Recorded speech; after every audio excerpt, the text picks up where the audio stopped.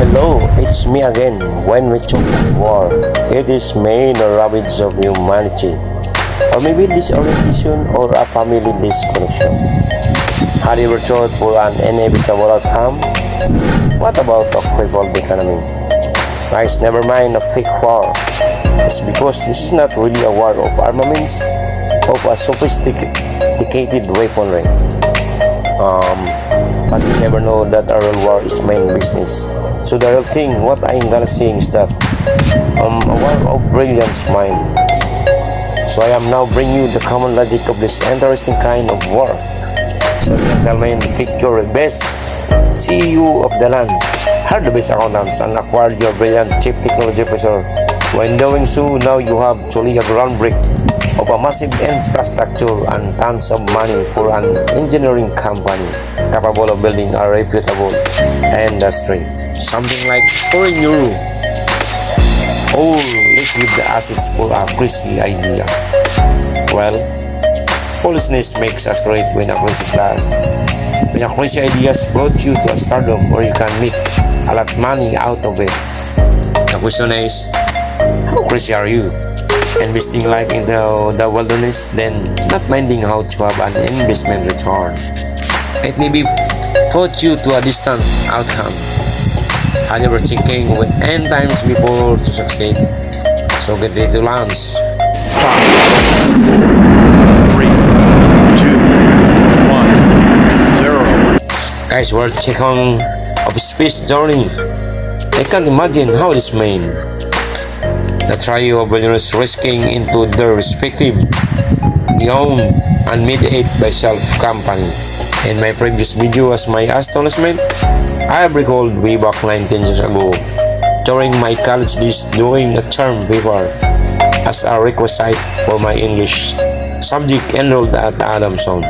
Of course, we do a lot of thinking, then visually crafted it, composed of a plywood, styrofoam, cardboard, paste, and I like just to have a visual representation. We do unveiled my mini rocket encrypted with initial Ado Philippines, representing as creator and origin, as we had stayed for a college days for a couple of years. Sad to say, never mind. So once again, it's made as requisite for a certain enrolled subject. But with correlation with our topic, we're about to tackle the Billionaires' War. This main involved space exploration and beyond. Actually, with your excitement, this is it. The latest in space science and now the allure of space tourism that lead these billionaires to reach up to the Kármán line. Elon Musk from SpaceX, Tesla, Neuralink, OpenAI, and some affiliates. Elon Musk built and creating its self-made rockets in spite of 3 consecutive blows of failures to its launch rockets beginning from 2008, 2009, and 2010. This launch rockets courtesy from Elon's company SpaceX. Upon launching, reaching back to its platform and even in the mode of flying. 3 rockets bars in a different dates that makes Elon to do even harder and smart to do utmost of his energy. SpaceX is a brainstorm company from his early passion of a computer games at Blaster. Molded minds that complements creativity to do even in the virtual games to a vast of possibilities that come now to realize. From its obsession in interplanetary and space travel, Elon Musk, a CEO, a chief architect, designer, and an engineer too, originate from its humble beginnings, from safe to the people, the boring company, and so with that only history can tell. Elon Musk's mission to colonize Mars, pledging to carry humans on the heaven on its own rocket bound to the outer space. Imagine guys, this visionary mortal want to build 100 or thousands of company-made rocket, then later creating the best and latest one of a kind, the best and latest one of a kind, the Raptor engine, suitable for his ambitious dream to go farther than colonize Mars by 2050. Aside from proclaiming Tesla the Alpha of bringing electric vehicles into a real one, the same technology to be applied in electrifying Mars by solar energy as what he claimed as sustainable. By doing so, he needs to hire more manpower ranging from the farmers, the technicians, engineers, and varied expertise. Imagining traveling Mars as a farmer, do a maintenance work as a cleaner for a solar panel being installed, and the most exciting one, my dear dreamer and blogger. You can book for or get bound to Mars just to do flying. And hey, well, how much is cost? 250,000 US dollars? Maybe higher or lower depending how Jeff Bezos and Richard Branson play competition. It looks impressive, very impressive. Maybe hard or robots powered by super AI. That's what Elon Musk firm up, trying to outcast humans. However, Elon Musk has his own AI company. Well, let them do the best the code become. Then Richard Branson came out. While Richard Branson has B and V. B as in Branson, or billions shall I say.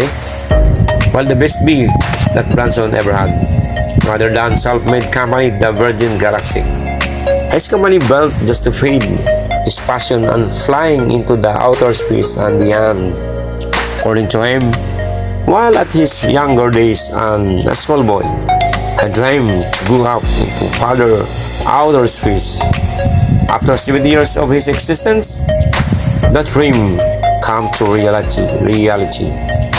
Richard Branson founded the Virgin Galactic in 2004, although later than Elon Musk and Jeff Bezos, who founded earlier in 2000. What makes Richard Branson second from the rest? Well, on July 11, 2021, Richard Branson flew over the New Mexico desert. As I record, the 71-year-old Branson with his 5 crewmates from reaching an altitude of 86 kilometers, enough to experience 3 to 4 of weightlessness and witness the curvature of the earth. As a courtesy to a blue-chip Philippine star credit to them, an excerpt said, "The whole thing, it was magical."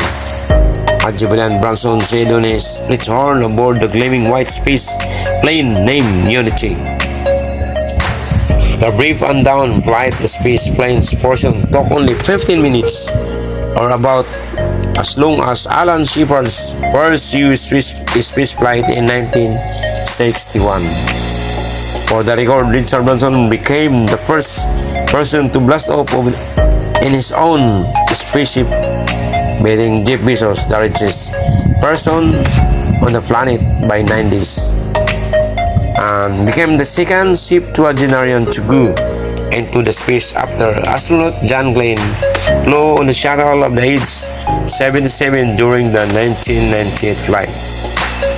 Accordingly, Virgin Galactic base Unity has successfully reached to the space for 3 times in 2018, 2019, and finally May of this year. And to complete the trio of billionaires who now in brewing for a space travel.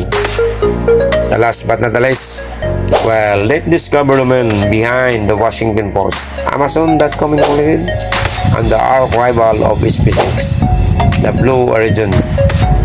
Jeff Bezos acquired a lot of fortune from his online platform Amazon.com with a net worth more than Elon Musk in terms of billion US dollars. But what rumors say, SpaceX was more than Jeff Bezos' Amazon's worth in global market capitalization. Well, let the market projection reveals. Amazon now aggressively doing even more as its latest warehouses operated with the latest robotics technology, as it is warehouseman doing a critical and complements to the demanding the nature of its business. Until it is quoted as Amazon applying a technology, creating drones for deliveries and for its logistics application. Imagine guys delivering your package of anything by drones flying over in your doorstep.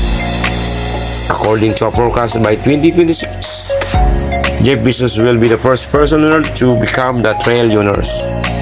Very impressive. If it will happen, then another topic will be the trillionaires war. Ha ha ha ha. Is it Jeff Bezos did a charity to some of its fortune to a COVAX facility or donating some COVID vaccines? Well, none of our business. Jeff Bezos has a lot of B's for the records. B for billions and lucky B as his name Bezos. While the most interesting of all is that his ace of another B, no other than the Blue Origin, dark rival of SpaceX. It was founded Blue Origin in 2000. The same Shepard launch vehicle, soaring some 107 kilometers above Texas desert, considered to be beyond Kármán line and back again to coincide 52nd anniversary of the first moon landing. A historic suborbital flight that helps usher in a new era of space tourism. Aboard Blue Origin, Jeff Bezos and brother Mark Bezos with the oldest women aviator Wally Funk at the age of 82 and a high school graduate 18 years old Oliver Diamond, the youngest. So as a recap, X will be exploration, B for billions, and V for voyage. What about World TV for all humanity? B as in vaccines. To share a chunk from its fortune to the needy, wherein this is very vital for our daily existence. Guys, rich and poor, we're all part of this journey. Please do your share to the list of our great friend. A big amen. Still love you always, lovers.